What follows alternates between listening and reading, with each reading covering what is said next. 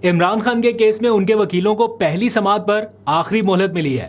इसके बाद आईएलएफ यानी इंसाफ लॉयर्स फोरम के वकला ने अदयाला जेल के बाहर अहम इजलास बुला लिया है। यानी अगले मंगल के रोज ये सारे वकला अदयाला जेल के बाहर इकट्ठे हो रहे हैं।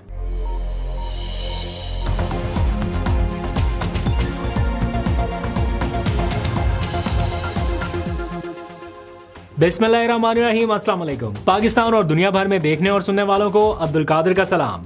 पाकिस्तान में 7 मई की रात है। आज की तारीख बहुत ही अहम क्योंकि दिफाई पोजीशन के एतबार से आज का दिन 1 साल पहले एक ऐसा दिन था जिसने हालिया तारीख में, ये 2022 के बाद से एक ऐसी अफरा तफरी है सियासी एतबार से, इतनी पोलराइजेशन है, तो इस माहौल में एक ऐसा दिन आया जब सारी सियासी तफरीक से बालातर होके पूरी कौम इकट्ठा हुई।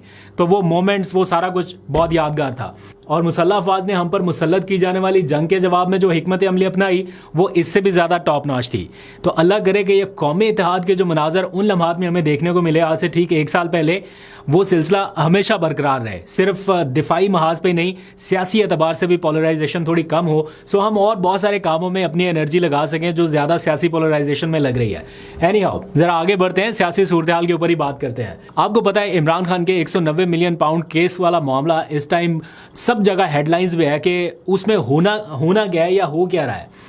आज उस केस की पहली समाअत थी उसकी मरकजी अपील के हवाले से, पहली समाअत, जिसके लिए ना इमरान खान साहब ने कहीं अदालत में कहा कि मेरे केस की मरकजी अपील सुनी जाए, ना उनके वकला ने कहा। वो तो चाहते थे कि जमानत का केस सुना जाए, लेकिन बहरहाल अदालत ने अपने तौर पे डिसाइड कर लिया, चूंकि नैब ये चाहता था कि जमानत का नहीं मरकजी अपील का केस सुना जाए। तो आज मरकजी अपील की पहली समाअत हुई और पहली समाअत में ही इमरान खान के वकला को आखिरी मोहलत मिल गई। क्यों मिली? क्योंकि सलमान सफदर साहब आज अदालत आए नहीं। उन्होंने कल एक दरखास्त दायर कर दी थी कि जनाब मरकजी अपील के लिए तो इमरान खान ने मुझे वकील नहीं मुकर्रर किया, उन्होंने तो जमानत के केस के लिए किया था। आप मरकजी अपील सुन रहे हैं तो मुझे पहले इमरान खान से मशवरा करना पड़ेगा कि इसमें दलाइल देने भी हैं या नहीं। मैं तो इस केस में वकील नहीं हूँ जो आप सुन रहे हैं। तो उन्होंने कहा कि इस केस को मुलतवी कर दिया जाए। इसलिए ना आज अदालत में सलमान सफदर आए, ना इमरान खान की बहनें आई, क्योंकि अंदाजा था कि आज तो केस की कार्रवाई आगे नहीं बढ़ सकती क्योंकि मरकजी वकील ही नहीं है, तो ये मामला आगे ही जाना था। तो अदालत ने सलमान सफदर की यह दरख्वास्त मंजूर तो की, लेकिन ये पहली दरख्वास्त होगी गालबन इमरान खान के इस केस में जो उनकी मंजूर की गई कि जनाब इसको मुलतवी कर दिया जाए। वो उन्होंने एक्सेप्ट की, लेकिन कंडीशन ये लगा दी कि 20 तारीख को हम दोबारा इसकी समाअत करने जा रहे हैं और 20 मई को आप इस केस को आगे बढ़ाएं। ये आखिरी मोहलत हम आपको दे रहे हैं। आप इमेजिन करें कि ये पहली समाअत है इसकी मरकजी अपील की, और पहली समाअत पे आखिरी मोहलत देके जज साहब ने कहा कि हमें उम्मीद है कि आप ताउन करेंगे और इस केस को आगे चलाने के लिए आप आएंगे दलाइल देने के लिए। अब ये पहला ऐसा मौका है कि अदालत खुद कह रही है इमरान खान के वकील को कि आप आइए, हम केस को आगे बढ़ाना चाहते हैं। वरना पिछले 1 साल और 4 महीने से ये वकील ही बेचारे आगे पीछे फिर रहे थे कि जज साहब तारीख दे दें, जज साहब केस सुन लें। लेकिन उस टाइम मामला जमानत का था जिसमें फौरी रिलीफ मिलना था। अब अपील का है और इसमें एंड रिजल्ट जो है वो आईनी अदालत है, यानी वहां पे स्टैंप, इमरान खान की सजाओं पे पक्की स्टैंप। ये सिलसिला इस टाइम बढ़ रहा है। अच्छा, एक और दिलचस्प बात यह है कि जब नैब अदालत से इल्तवा मांगता था ना कि केस को मुलतवी कर दिया जाए, तो नैब के कहने पे इमरान खान के इस केस में कुछ तकरीबन 4 बार इल्तवा दिया जा चुका है। 4 बार ये केस मुलतवी हुआ और एक बार भी नैब को आखिरी मोहलत नहीं दी गई, या एक बार भी नहीं कहा गया कि आप डिले कर रहे हैं या आप पे हम जुर्माना करेंगे या आपके खिलाफ कोई कार्रवाई करेंगे। जब जब नैब ने कहा केस मुलतवी, बल्कि एक बार उन्होंने मेरा ख्याल कोई 4 हफ्ते का इल्तवा मांगा था तो 2.5 महीने का इल्तवा मिल गया था। एक महीने का मांगा तो 2.5 महीने तक का इल्तवा मिल गया। उस टाइम पूरी पीटीआई, सलमान सफदर, ये सारे कह रहे थे कि इतना लंबा इल्तवा क्यों दे रहे हैं, लेकिन उस टाइम बहरहाल नैब ने कहा तो ये हो गया। आज सूरत हाल थोड़ी डिफरेंट है। अब पाकिस्तान तहरीक इंसाफ या इमरान खान के वकला के पास ऑप्शंस थोड़े कम हैं। अगर वो इस केस की पैरवी नहीं करते तो अदालत के पास इख्तियार है, वो अपने तौर पे इस केस को आगे बढ़ा सकते हैं और फैसला इमरान खान के खिलाफ आ सकता है। लेकिन अगर वो इसको ज्वाइन इन करते हैं तब भी उनको डायरेक्शन का पता है कि ये केस आईनी अदालत की जानिब ही जा रहा है। एनीहाउ, अब देखते हैं कि इसमें पीटीआई के वकला क्या डिसाइड करते हैं। आज सलमान सफदर ने कहा कि हम इसके ऊपर बैठेंगे, इमरान खान की बहनों को बिठाएंगे, पूरी जो लॉयर्स की टीम है वो बैठेगी और हम डिसाइड करेंगे कि आखिर करना क्या है। अब नजर ये आता है कि अदालत जो है वो बहुत जल्दी से आगे बढ़ना चाहती है, किस समत आगे बढ़ना चाहती है, वो समत भी हमें नजर आ रही है। हम मुशावरत करेंगे, वकला बैठेंगे, खानदान के साथ बैठेंगे, बहनों के साथ, और फैसला करेंगे कि आगे हमने क्या करना है। अगर इमरान खान से मुलाकात भी नहीं आप होने दे पा रहे या इमरान खान तक एक्सेस भी नहीं है, तो फिर क्या ऑप्शन बच जाता है कि उनकी मर्जी के बगैर क्या किसी के पास ये अथॉरिटी है कि वो इस केस को आगे बढ़ा सके? क्योंकि इमरान खान ने तो जमानत के केस पे दलाइल देने का कहा। आखिरी जो सलमान सफदर की मुलाकात हुई थी वो इसी मामले पर हुई थी। वो जाके पूछ के आए थे कि जमानत के मामले पर दलाइल देने हैं या अपील पर देने हैं, तो इमरान खान ने कहा था नहीं आप जमानत पर दें। तो उनकी डायरेक्शन तो बड़ी क्लियर है जो अदालत तक भी पहुंचाई गई। अब उसके बावजूद अगर अपीलों पर जाना है तो फिर इमरान खान की मर्जी के बगैर तो नहीं जाया जा सकता। देखते हैं पीटीआई के लॉयर्स क्या करते हैं इसी सारे मामले पर।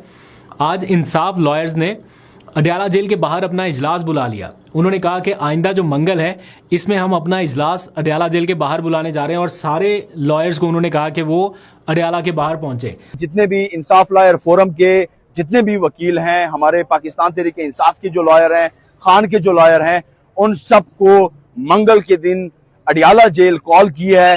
3 बजे तमाम तर लॉयर्स की मीटिंग होगी। हमारे सीनियर्स लॉयर, खान साहब के लॉयर्स, पाकिस्तान तहरीक इंसाफ के इंसाफ लॉयर फोरम के जितने भी लॉयर्स हैं, और बाकी जितने भी खान साहब के चाहने वाले लॉयर्स हैं, उन सबको हम दावत दे रहे हैं कि 3 बजे अडयाला जेल मंगल के रोज आप सब लोगों ने आना है। उसमें 3 एजेंडे पे इंशाल्लाह मीटिंग होगी, और उस मीटिंग के बाद इंशाल्लाह हम आगे लाए अमल देंगे। अब आने वाला जो मंगल है इसमें अडयाला के बाहर अच्छा खासा शोडाउन होगा, क्योंकि एक तो अलीमा खान ने पूरी केपी के असेंबली को बुलाया हुआ है। सुहेल आफरीदी समेत तमाम अरकान असम्बली खैबर पख्तूनख्वा के जितने भी हैं वो सारे के सारे आए।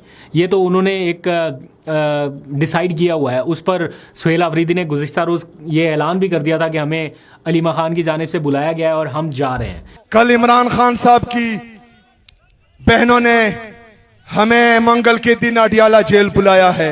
इंशाअल्लाह ताला हम जाएंगे अडयाला जेल इंशाअल्लाह। अब एक तरफ सुहेल आफरीदी अपने तमाम अरकान असम्बली के साथ अडयाला पहुंच रहे हैं, और दूसरी जानिब तमाम लॉयर्स जो हैं उन्होंने भी पहुंचने का ऐलान कर दिया है। तो इस बार का शोडाउन काफ़ी इंटरेस्टिंग रहेगा। इसके ऊपर पूरी नज़र रखेंगे और आपको अपडेट भी करेंगे कि क्या हो रहा है। अच्छा, अब इस सारी सिचुएशन में 2 चीज़ें हो रही हैं। नंबर 1 ये कि सुहेल आफरीदी कोशिश कर रहे हैं कि अपनी टॉप टियर की जितनी भी लीडरशिप है, महमूद अचकज़ई, अलामा राजा नासिर अब्बास, सलमान अकरम राजा और बैरिस्टर गौहर समेत बाकी जो फर्स्ट ईयर की लीडरशिप है, कम अज़ कम इनको ऑन बोर्ड करके किसी एक फैसले पर मुत्तफिक करें कि जो भी पॉलिसी है, कोई इधर को जा रहा है कोई उधर को जा रहा है, सारे एक पॉलिसी पर मुत्तफिक हो जाएं। उसके लिए उनके कुछ ना कुछ राब्ते जारी हैं, कोई प्लान करने की कोशिश कर रहे हैं। दूसरी जानिब जो ज़्यादा फोकस इस टाइम नज़र आ रहा है वो पंजाब है, क्योंकि कोई भी अगर एहतजाज करना है या किसी भी अगली मूवमेंट का ऐलान करना है, उसके लिए तब तक वो नहीं हो सकता, वर्कआउट नहीं कर सकता जब तक पंजाब से पार्टिसिपेशन ना हो। तो अब पंजाब को इन फोकस रख लिया है पीटीआई के सेक्रेटरी जनरल सलमान अकरम राजा ने। उन्होंने 2-3 दिन पहले एक कमेटी बनाई थी। आज उस कमेटी का पहला इजलास बुलाया गया। उस कमेटी का नाम रखा गया है पंजाब मॉनिटरिंग कमेटी, जिसका काम यह है कि पंजाब की सतह पर कोऑर्डिनेशन को मजीद बेहतर किया जाए। चूँकि आलिया हमजा गिरफ्तार हो चुकी, वो ऑलरेडी जेल में है, तो कोई ऐसा कोऑर्डिनेशन का मैकेनिज्म बाकी नहीं रह गया कि पंजाब के साथ अगर कोई राब्ता करना है या वहाँ की रिपोर्ट अगर लेनी है तो कौन देगा, कौन जिम्मेदारी लेगा। तो किसी एक शख्स के ऊपर जिम्मेदारी देने के बजाय उन्होंने एक कमेटी कायम की कि इसके थ्रू अगर कुछ मामलात को बेहतर बनाया जा सके। तो आज उसका इजलास हुआ है, उसमें 5 लोग शामिल किए गए थे। हमने पहले भी जिक्र कर लिया था, तस्वीर आप यहाँ पे देख सकते हैं। अच्छा, इसी के साथ साथ पंजाब में कुछ और मुलाकातें भी हो रही हैं। फॉर एग्जाम्पल जो शौकत बसरा है, उन्होंने मुलाकात की परवेज़ इलाही से। आज की उनकी मुलाकात है, और बल्कि उन्होंने फिर रिपोर्ट किया कि परवेज़ इलाही ने उन तमाम खबरों की तरदीद किया कि वो किसी और पार्टी को ज्वाइन इन करने जा रहे हैं या किसी और के साथ वो राब्ते में हैं। वो कह रहे हैं कि नहीं, मैं पीटीआई में ही हूँ। वो खामोशी से बैठे हुए हैं, किसी चीज़ में पार्टिसिपेट नहीं कर रहे। एक बड़ा ओहदा उनके पास है, पूरी पीटीआई उनको एक तरह से इंडोर्स करती है या सपोर्ट करती है, क्योंकि इमरान खान ने उनको नॉमिनेट किया, तो उनको क्या ज़रूरत पड़ी है कि वो किसी और जगह पर जाएं। इसलिए फ़िलहाल तो वो पार्टी में और बड़ी कंफर्टेबल पोजीशन में है। ना उन्हें एहतजाज करना पड़ रहा है, ना उन्हें कहीं बयान देना पड़ रहा है, ना कोई आवाज़ ऐसी उठानी पड़ रही है कि कहीं से कोई नाराज़गी का खदशा हो। तो इसलिए वो बड़े रिलैक्स हैं। वरना वैसे तो पीटीआई के प्रेसिडेंट के तौर पर उनके ऊपर बड़ी रिस्पॉन्सिबिलिटीज़ आ सकती थी एहतजाज की कॉल के हवाले से, या कभी आपने उनसे मुतालबा होते देखा पीटीआई कारकुनान की जानिब से कि आप क्यों नहीं निकल रहे या आप कुछ करें? नहीं, उनकी तरफ लोगों की उस तरह से वो डिमांड भी नहीं है और लोगों को पता है कि ये वो क्वार्टर नहीं है जहाँ से कुछ हो सकता है, ये कुछ और हिसाब किताब है, तो इसलिए वो रिलैक्स मोड में है। और पीटीआई के ऐसे और बहुत सारे लोग रिलैक्स हैं जिनकी ये जिम्मेदारी थी या जिनसे लोग एक्सपेक्ट कर रहे थे, क्योंकि अब जब से इमरान खान ने कहा ना कि नहीं एहतजाज की या वो जिम्मेदारी उन्होंने डिवाइड कर दी कि नहीं वो करेंगे, महमूद अचकज़ई या अलामा राजा नासिर अब्बास करेंगे, तो पूरी पीटीआई के लोग जो है ना, जिनको थोड़ा थोड़ा ये था कि शायद हमसे लोग डिमांड करेंगे, वो रिलैक्स हो गए। अब लोग उनसे अगर क्वेश्चन भी करते हैं तो वो कहते हैं उधर वो महमूद अचकज़ई और अलामा राजा नासिर अब्बास की तरफ देखे, उनके पास है अथॉरिटी। तो मैंने देखा, लिटरली मैंने ये देखा कि बहुत सारे लोग रिलैक्स हो गए कि शुक्र है हमारे से जिम्मेदारी उतरी और वो उस साइड पे चली गई। और वो बड़े जोर दे के अक्सर तकारीर में या आगे पीछे कहते हैं कि हमारे पास अब जिम्मेदारी नहीं रही, हम क्या करें, वरना ऐसा लग जैसे करने ही वाले थे कुछ, लेकिन आखिरी लम्हे में इमरान खान ने जिम्मेदारी कहीं और दे दी, ऐसा तासुर देते हैं। अच्छा, अब बुशरा बीबी गुज़िश्ता रात से आपको खबर आई होगी कि वो कहीं हस्पताल उनको मुंतकिल किया गया, और इस सारे मामले पर भी ये अब चीज़ें थोड़ी नॉर्मलाइज लगती हैं। इमरान खान भी अस्पताल जाके वापस आ जाते हैं, सब नॉर्मल, बुशरा बीबी अस्पताल जाके वापस आ गई, सब नॉर्मल। और फिर कई घंटों के बाद पार्टी के चेयरमैन की जानिब से खाली एक ट्वीट करके बताया गया कि मुझे इन्फॉर्म किया गया कुछ देर पहले कि बुशरा बीबी को अस्पताल लाया गया, उनका कोई प्रोसीजर हुआ और हम ये डिमांड करते हैं कि उनको अस्पताल मुंतकिल किया जाए। जब इमरान खान को ले जाया जाता है तब भी उनका ऐसा ही एक ट्वीट आता है, अब बुशरा बीबी को ले गए तब भी उनका एक ऐसा ही ट्वीट आया। सो सिचुएशन जो है वो अब बहुत हद तक नॉर्मलाइज हो चुकी है। कल को फिर इमरान खान को ले आएंगे या परसों फिर बुशरा बीबी को ले आएंगे, तब भी यही सारी सिचुएशन है कि एक ट्वीट से काम डन। तो ये सारी सिचुएशन है। अच्छा, जाते जाते आखिरी खबर ये कि 9 मई का एक पहला कैदी ऐसा है जिसको 10 साल की सज़ा सुनाई गई और वो रिहा हो गया। ये 2 दिन पहले की खबर है, मैं कल शामिल करना चाह रहा था लेकिन टाइम कम था। अफजल अजीम पहाड़, आपने इनका नाम सुना होगा, इन्होंने शहबाज शरीफ के मुकाबले में इलेक्शन लड़ा था कौमी असम्बली का, और ये 9 मई के मुकदमे में हाल ही में गिरफ़्तार हुए थे और इसको मेरा ख्याल है 10 साल की सज़ा सुनाई गई थी इनको। 10 साल की सज़ा के बाद ये जेल के अंदर चले गए थे और फिर अभी हाल ही में अपीलें मुकर्रर हुई, तो ये उन खुशकिस्मत में से एक नहीं बल्कि ये वाहिद खुशकिस्मत है इस टाइम जिनको 10 साल की सज़ा सुनाई गई और उनकी अपील मंजूर हो गई। एजाज चौधरी साहब की अपील मुस्तरद हो गई, वो वहीं के वहीं है जेल में, इनकी अपील मंजूर हो गई और ये रिहा हो गए। तो बारिश का एक पहला कतरा समझ लीजिए या कुछ भी आप कह सकते हैं, लेकिन इनकी रिहाई हो चुकी है और ये अपनी नॉर्मल लाइफ की जाने वापस आ गए। तो उम्मीद है कि ऐसे आहिस्ता आहिस्ता बाकी और बहुत सारे लोग जो हैं वो भी अपनी नॉर्मल लाइफ की जाने वापस आना शुरू हो जाएंगे। लेकिन कभी अब उनकी रिहाई हो भी जाए तो शायद वो वाली नॉर्मल लाइफ ना गुजार पाएँ या वो वैसे नॉर्मल लाइफ ना जी सकें जो वो पहले, जिसका तसव्वुर वो पहले करते रहे हैं, जो वो एक्सपीरियंस कर चुके हैं। ज़ाहिर बात है 2 साल, 2.5 साल, 3 साल की जेल का एक असर रहता है। खैर देखते हैं, जो भी हो पाकिस्तान के लिए और इन लोगों के लिए अच्छा हो। अपना बहुत सा ख्याल रखिए। अभी तक के लिए इतना ही, अल्लाह हाफिज़।